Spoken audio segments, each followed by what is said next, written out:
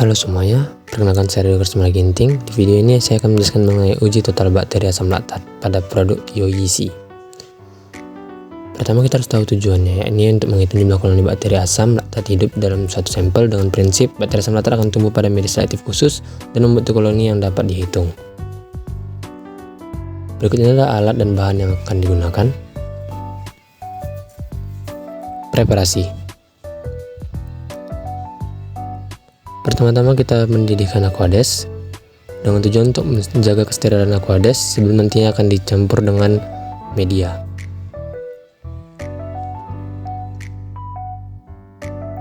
Selanjutnya kita timbang media yang dibutuhkan, yakni media MRSA sebanyak jumlah yang diperlukan, yakni 17,05 untuk 250 ml Aquades.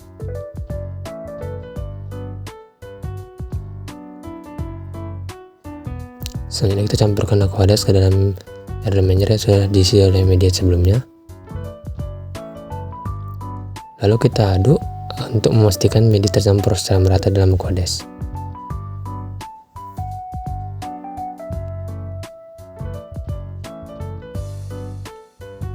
Kita tutup air menyer menggunakan aluminium foil untuk mencegah terjadinya kontaminasi dan juga menjaga agar tidak terjadi hal-hal yang tidak diinginkan.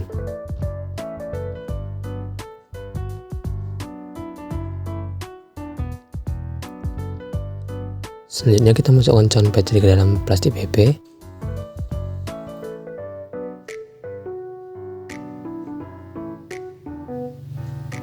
Lalu kita masukkan gas jar yang berisi kapas serta tip biru. Kita ikat dengan erat plastik PP-nya dan pastikan tidak ada udara di dalamnya. Hal ini untuk memaksimalkan proses sterilisasi menggunakan autoclave.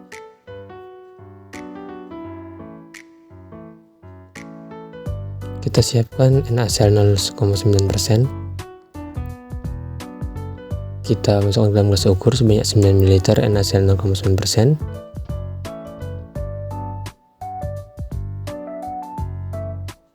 Lalu kita masukkan ke dalam tabung reaksi tutup ulir.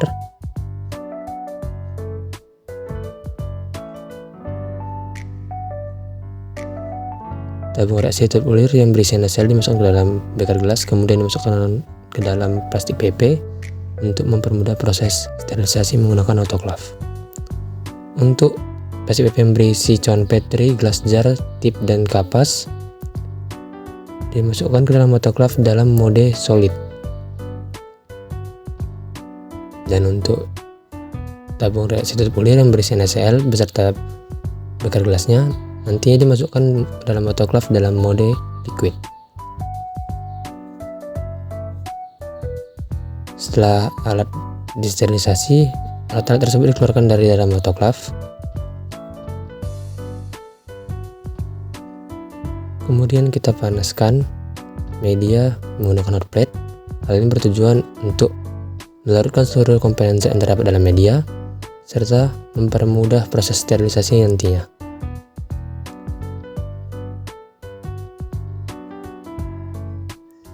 Kita masukkan air menyer yang berisi media tadi ke dalam plastik PP dan kemudian dimasukkan ke dalam autoclave dalam mode agar. Pengujian. Laminar airflow sebelum digunakan harus dibersihkan terlebih dahulu menggunakan tisu dan alkohol secara searah. Lalu sinar UV dinyalakan selama 30 menit. Jika sudah, maka matikan sinar UV lalu nyalakan lampu serta blower selama 15 menit. Saat ingin melakukan pengujian, pastikan perlengkapan yang digunakan sudah lengkap dan tangan penguji harus dibersihkan terlebih dahulu menggunakan alkohol. Hal ini ditujukan untuk menjaga kebersihan dan kesterilan selama proses pengenceran.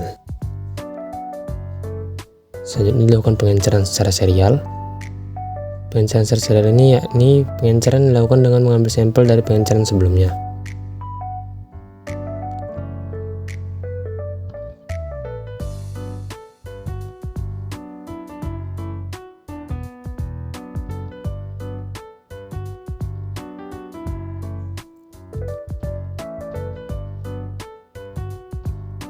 Ketika ingin mengambil sampel, pastikan tidak ada gelembung udara yang masuk ke dalam tip. Hal ini untuk memaksimalkan volume dari tip tersebut.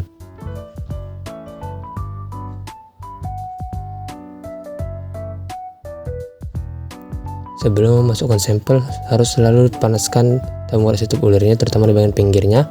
Hal ini bertujuan untuk mencegah terjadi kontaminasi dari luar. Setiap kali dilakukan pengenceran, dilakukan penggunaan alat vortex. Penggunaan alat ini bertujuan untuk memastikan distribusi mikroba yang merata. Selain itu, memastikan sampel dapat larut dengan baik dalam setiap pengenceran.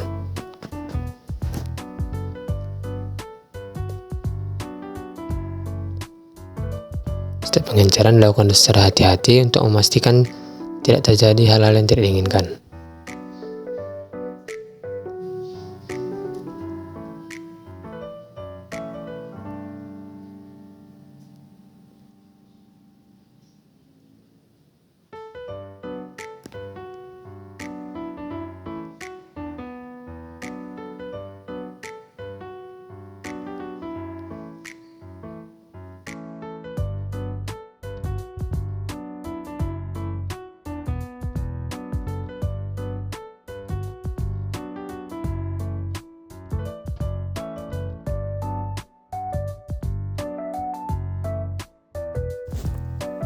Setiap kali ingin memasukkan pengenceran ke dalam cawan Petri harus dipanaskan terlebih dahulu menggunakan bunsen. Hal ini untuk menjaga terjadi kontaminasi dari luar.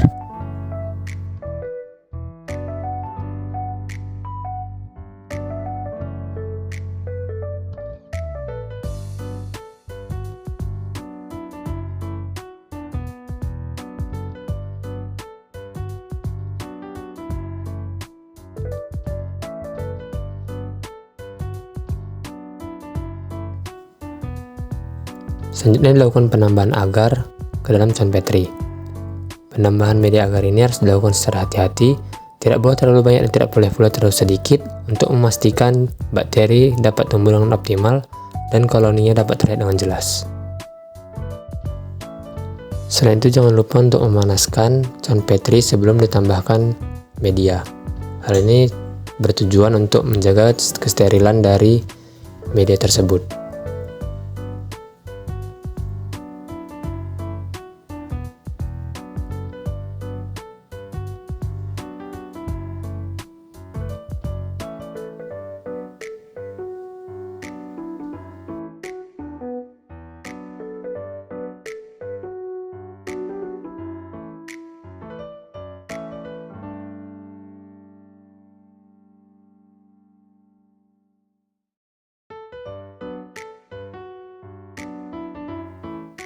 Cawan Petri yang telah diisi media digerakkan membentuk angka 8. Tujuannya untuk memastikan media dapat secara merata menyebar di cawan Petri tersebut, sehingga nantinya koloni bakteri dapat terlihat dengan jelas dan menyebar dengan baik.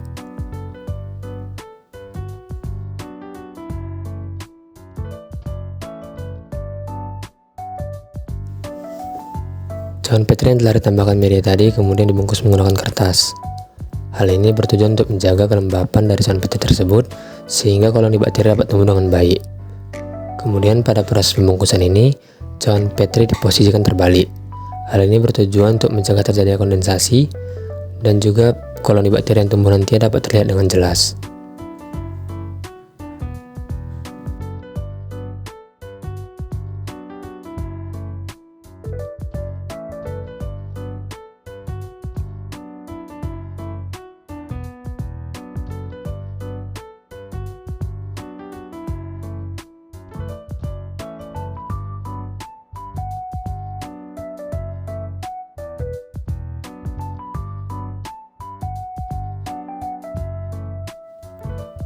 Seluruh cawan Petri yang sudah dibungkus dimasukkan ke dalam inkubator untuk dilakukan inkubasi selama 2 hari pada suhu 37 derajat Celcius. Selanjutnya, laminar airflow yang sudah selesai digunakan dibersihkan kembali secara searah dan disterilkan menggunakan sinar UV. Setelah 2 hari kemudian, cawan Petri yang sudah diinkubasi dikeluarkan dari inkubator untuk diamati hasilnya.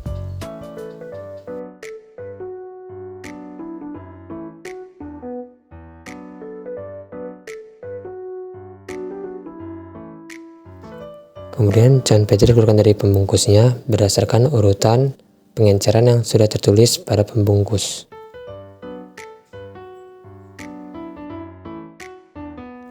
Berikut ini adalah hasil yang kami peroleh dari setiap pengenceran, mulai pengenceran pertama hingga ke-6, dan dapat dilihat bahwa koloni bakteri hanya tumbuh pada pengenceran pertama dan kedua. Kemudian dilakukan penghitungan koloni bakteri menggunakan koloni counter untuk mengetahui jumlah koloni bakteri yang tumbuh pada media. Berikut ini adalah hasil dari pengenceran pertama dan kedua yang setelah melalui penghitungan, dan diperoleh bahwa koloni bakteri terlalu sedikit sehingga tidak dapat digunakan dalam perumus total bakteri asam laktat.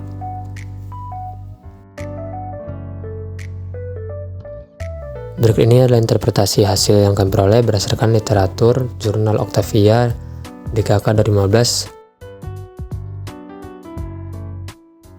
Sekian yang dapat saya sampaikan mengenai pengujian total bakteri asam laktat pada produk Yoishi. Mohon maaf bila ada salah kata. Sekian dan terima kasih.